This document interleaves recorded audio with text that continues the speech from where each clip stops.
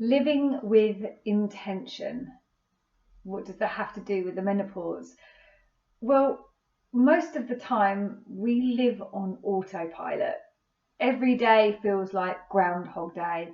A very common thing I hear from women going through this transition in their life is that they lose their sense of purpose. They have misdirection. It feels like life is suddenly boring. They're questioning friendships. They don't have friends. They feel like they're lost or in limbo.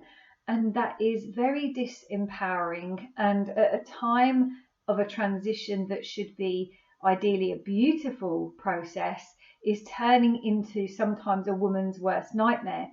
And it truly does not have to be this way.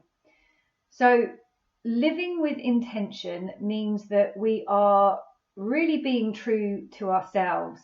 What are our core beliefs and values that we live by? What steps are we taking and actioning every day that means that we are making those decisions to live intentionally? So if we apply it, of course, to the menopause, you might be having symptoms that are affecting your health. Therefore, one of the core values that you may have is that you live with intention of wanting to live your life to the fullest with having vibrancy and energy and having better health moving forward. So living with intention behind this could be that you are going to make sure you have a walk every day.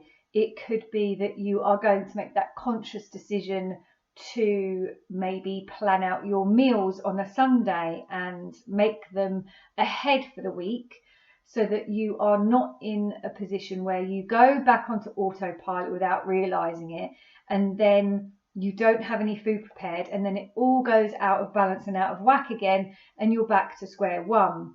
So this is something that can be quite challenging if it's something you've not actually done before, because you are so used to being on that autopilot, you're so used to having those groundhog days, that suddenly you are giving yourself that undivided attention that you deserve and need to make those empowered decisions that you can start to feel confident and gain control of the life choices you make, because this will ultimately help you with your menopause journey.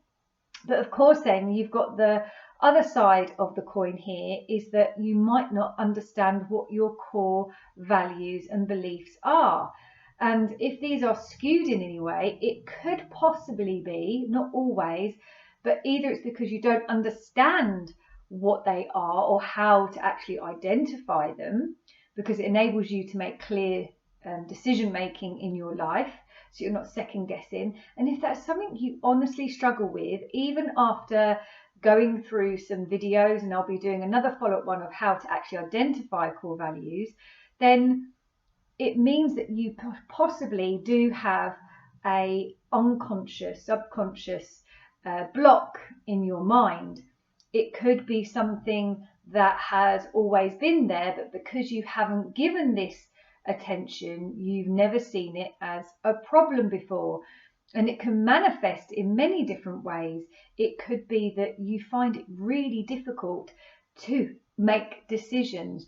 You're really not sure how to conduct yourself or what your thoughts are.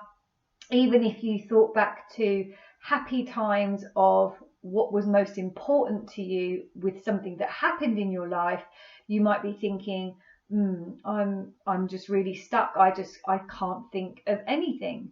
And even after the process of trying to go through this, you're still having those subconscious blocks, then that is where you would need to look at getting hypnotherapy as an option.